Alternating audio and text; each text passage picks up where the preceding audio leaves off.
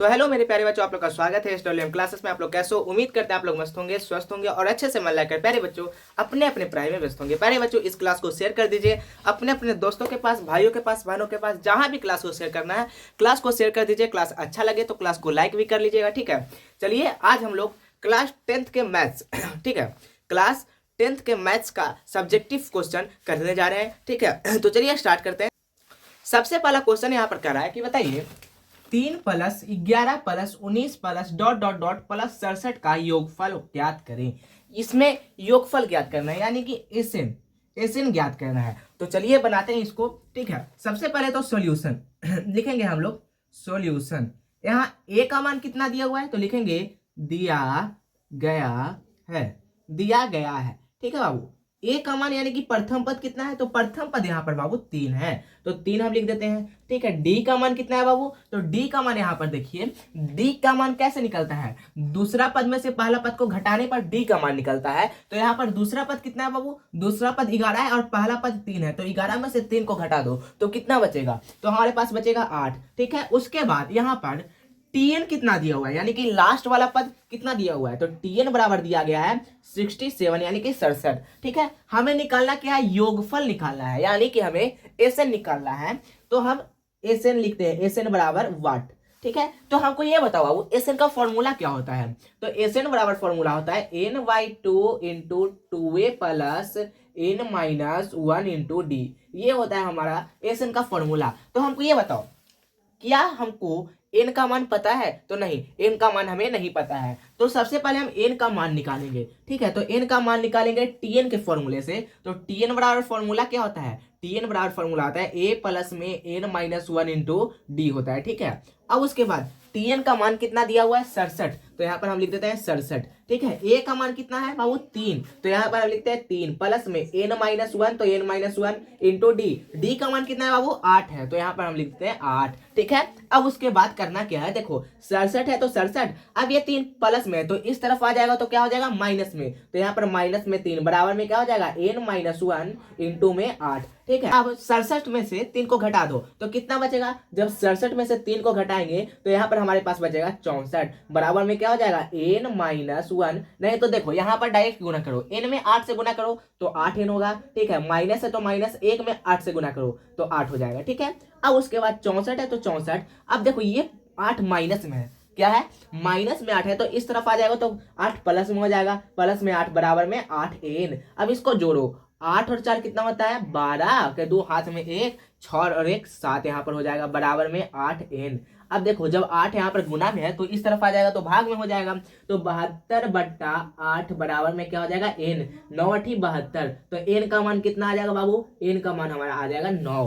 अब हमें निकालना है एसएन, ठीक है। अब हमें निकालना है एसएन, तो हम निकालते हैं एसएन। तो यहाँ पर हम लिखेंगे एसएन बराबर फॉर्मूला क्या होता है हमारे पास, फॉर्मूला हमारे पास होता है n/2 into 2a plus n-1 into D. जब हमें लास्ट पद मालूम है और उसके बाद हमें n का मान भी मालूम है तो हम दूसरा फॉर्मूला लगाते हैं कि नहीं, हाँ कौन सा formula, n/2 into 2a sorry n/2 into a plus में टीएन, ये हमारा फॉर्मूला होता है जब हमें टीएन मालूम हो तब, ठीक है। तो चलिए इसी पर बना देते हैं। एन का मान कितना आ गया, एन का मान 9, तो यहाँ पर 9/2 इंटू ए का मान यहाँ पर कितना है बाबू, ए का मान यहाँ पर हमारे पास 3 है, तो यहाँ पर 3 प्लस में टीएन का मान कितना दिया हुआ है तो टीएन का मान यहाँ पर 67 है, तो यहाँ पर हम लिख देते हैं 67, ठीक है। अब उसके बाद 9/2 तो 9/2 गुना कर दो, कुछ नहीं तो है, इसको जोड़ो 67 होते हैं कितना होता है तो यहाँ पर हो जाएगा हमारा 70, ठीक है। इसको काटो 35 गुना 70, अब 9 में 35 से गुना करो, 9 गुना 35 गुना करो तो आपका आंसर निकल जाएगा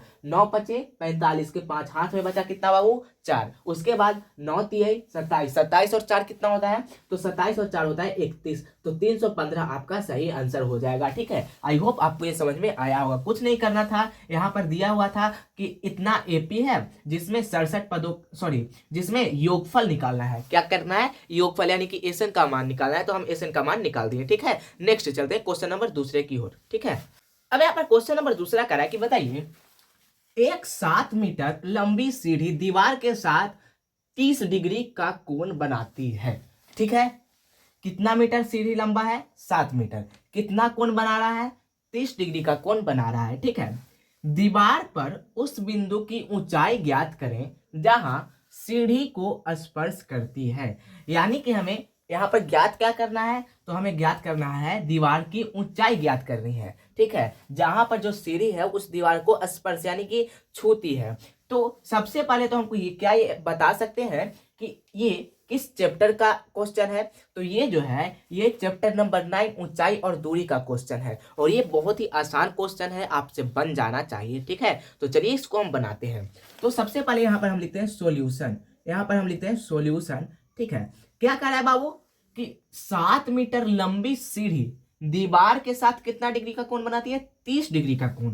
तो यहाँ पर एक दीवार बना दी है। ठीक है, एक दीवार बन गया, और एक सीढ़ी कितना मीटर लंबा है, 7 मीटर लंबा। तो सीढ़ी तो हमेशा ऐसे ही रहता है ना, तिरछा। ठीक है, तिरछा सीढ़ी, तो 7 मीटर लंबा है, और दीवार के साथ कितने डिग्री का कोण बना रही है, तो 30 डिग्री का कोण बना रही है। कितने डिग्री का, 30 डिग्री का कोण बना रही है। तो यानी कि यहाँ पर कोण बन रहा है 30 डिग्री का। ठीक है, तो इसका नाम रख दो। ये हमारा क्या हो गया, ये हो गया सीढ़ी, ये है हमारा सीढ़ी। ठीक है, ये है हमारा दीवार, ये क्या है, दीवार है। इसका नाम रख दो, ये हो गया ए, ये हो गया बी, और ये हो गया हमारा सी। ठीक है, तो कह रहा है कि उस बिंदु की ऊंचाई ज्ञात करें, ऊंचाई ज्ञात करें जहां सीढ़ी को स्पर्श करती है। यानी कि ये ज्ञात करना है हमें, ये हमें ज्ञात क्या करना है, यहाँ पर हमें ज्ञात करना है ए से लेकर के बी, यानी कि हमें दीवार की ऊंचाई ज्ञात करना है। तो सीढ़ी की लंबाई कितना है, सीढ़ी की लंबाई 7 मीटर है, सीढ़ी की लंबाई 7 मीटर दिया गया है। तो सबसे पहले यहाँ पर लिखेंगे दिया गया है, क्या लिखेंगे, दिया गया है, दिया गया है। सीढ़ी की लंबाई कितनी है, तो सीढ़ी की लंबाई जो है, सीढ़ी की लंबाई बराबर 7 मीटर। ठीक है, 7 मीटर। अब देखो बाबू, यहाँ पर ये 7 मीटर है, हमें निकालना क्या है, ये वाला निकालना है, ए बी निकालना है, ए सी 7 मीटर है। तो यहाँ पर गौर से देखना, यहाँ पर कोण बन रहा है कितना, 30 डिग्री का। तो हमको ये बताओ कि 90 डिग्री के सामने वाला कोण क्या कहलाता है, तो 90 डिग्री के सामने वाला कोण जो कहलाता है वो कहलाता है कर्ण। ठीक है, उसके बाद जब ये कर्ण है तो ये ए बी यहाँ पर क्या हो जाएगा, तो ए बी इसमें हो जाएगा लंब, क्या हो जाएगा, लंब हो जाएगा। ठीक है, तो यहाँ पर देखो, और ठिट्ठा के सामने वाला लंब कहलाता है, ये भी आप लोगों ने पढ़ा होगा, ठिट्ठा के सामने वाला लंब कहलाता है। तो हमें लंब निकालना है, कर्ण दिया हुआ है। तो लंब बटा कर्ण किस फॉर्मूले में आता है, तो लंब बटा कर्ण साइन ठिट्ठा के फॉर्मूले में आता है। तो यहाँ पर हम लिखेंगे त्रिभुज ए बी सी में, क्या, त्रिभुज ए बी सी में। ठीक है, त्रिभुज ए बी सी में चलेंगे तो यहाँ पर फॉर्मूला क्या लग जाएगा, साइन ठिट्ठा बराबर क्या हो जाता है, लंब बटा कर्ण, लंब बटा कर्ण। अब यहाँ पर ठिट्ठा का मान कितना दिया हुआ है, यहाँ पर एक और लिख दीजिए, ठिट्ठा बराबर 30 डिग्री। ठीक है, ठिट्ठा का मान कितना है, 30 डिग्री। तो यहाँ पर हम लिख देते हैं साइन 30 डिग्री बराबर लंब का मान कितना है, तो यहाँ पर लंब का मान कुछ नहीं है, तो हम लंब का मान वैसे ही रहने देते हैं, या लंब यहाँ पर ए बी है ना, तो हम ए बी लिख देते हैं। तो यहाँ पर हम लिख देते हैं ए बी बटा कर्ण कितना है बाबू, कर्ण कितना दिया हुआ है 7, तो यहाँ पर हम 7 लिख दिए।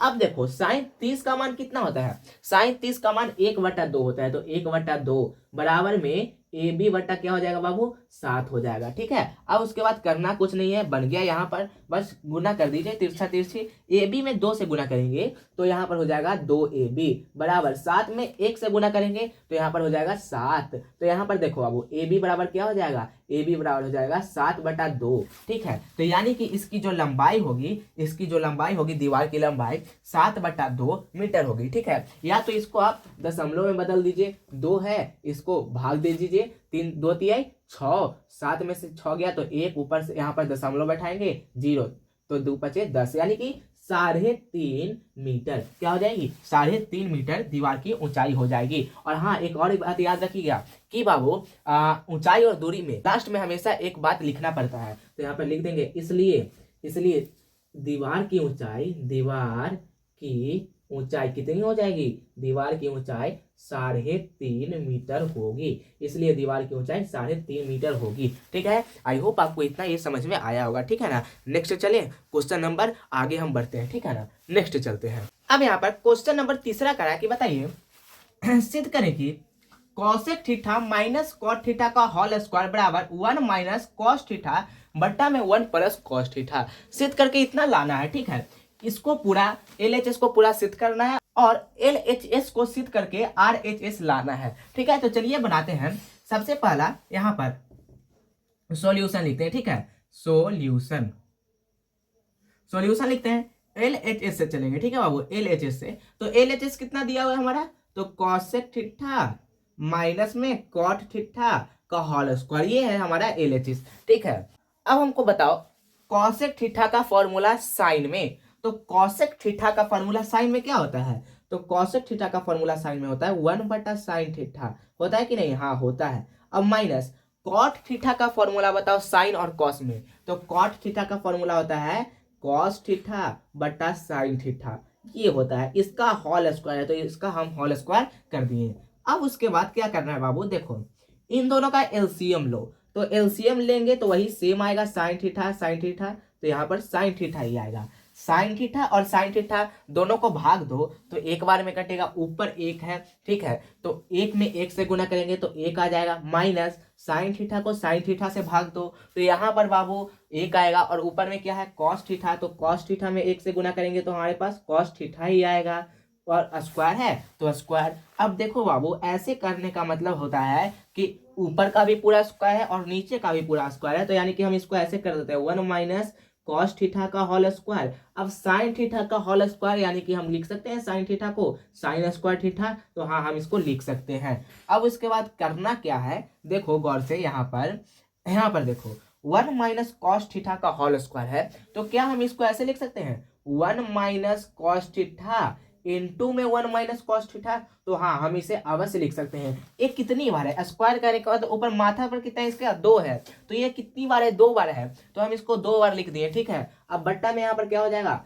देखो बट्टा में यहाँ पर साइन स्क्वायर थीटा का फॉर्मूला क्या होता है, तो साइन स्क्वायर थीटा का फॉर्मूला होता है 1 माइनस कॉस स्क्वायर थीटा, ठीक, क्या होता है 1 माइनस कॉस स्क्वायर थीटा। तो क्या हम इसको ऐसे लिख सकते हैं बाबू, 1 माइनस कॉस स्क्वायर थीटा को हम ऐसे लिख सकते हैं यहाँ पर कि 1 एक बार 1 प्लस कॉस थीटा और एक बार 1 माइनस कॉस थीटा, क्या हम ऐसे लिख सकते हैं, तो हम लिख सकते हैं। कैसे, तो देखो ये पूरा मान लो a है और ये पूरा मान लो कि b है, बीच में प्लस, ठीक है, ये पूरा मान लो कि a है और ये पूरा मान लो कि b है, बीच में माइनस, तो a plus B into A minus B बराबर फॉर्मूला क्या होता है, तो ये फॉर्मूला होता है ए स्क्वायर माइनस में बी स्क्वायर। कहने का मतलब ए स्क्वायर कहने का मतलब एक का स्क्वायर एक, ठीक है, माइनस में बी स्क्वायर कहने का मतलब यहाँ पर कॉस थीटा का होल स्क्वायर, तो कॉस स्क्वायर थीटा, ठीक है। तो हम इसको ऐसे लिख सकते हैं, तो चलिए इसको ऐसे ही लिख देते हैं, ठीक है, डायरेक्ट इसको हम ऐसे, सबसे पहले तो हम इसको ऐसे लिखते हैं, ठीक है, यहाँ पर लिखो 1 माइनस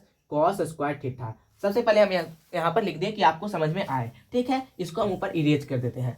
अब यहाँ पर देखो जैसे वैसे रहने दो, ऊपर वाला को 1 माइनस कॉस थीटा है तो 1 माइनस कॉस थीटा, ठीक है, यहाँ पर 1 माइनस कॉस थीटा है तो यहाँ पर भी 1 माइनस कॉस थीटा, बट्टा में 1 माइनस कॉस स्क्वायर थीटा है, तो यानी कि एक बार यहाँ पर प्लस में करके लिखो 1 प्लस में cos square theta, sorry cos square theta नहीं, 1 प्लस में कॉस थीटा और एक बार 1 माइनस में कॉस थीटा, ठीक है। अब देखो ये दोनों सेम है तो ये से एक कटा दो, तो ऊपर क्या बचेगा, हमारे पास बचेगा केवल 1 माइनस में कॉस थीटा और बटा में 1 प्लस में कॉस थीटा। तो यहाँ पर देखो जो हमें लाना था वो आ गया, 1 माइनस कॉस थीटा बटा में 1 प्लस कॉस थीटा लाना था हमें, आ गया हमारे पास। तो यहाँ पर करेंगे, इसलिए LHS जो है वो बराबर है RHS के, ये हो गया हमारा प्रूव्ड, ठीक है, ये हो गया क्या, प्रूव्ड, ठीक है। आई होप आपको इतना समझ में आया होगा। तो बाय बच्चों, मिलते हैं अगली क्लास में, तब तक के लिए हंसते रहिए, पढ़ते रहिए, मुस्कुराते रहिए, ठीक है। आज के लिए इतना ही, हम छोड़ देते हैं, बाय।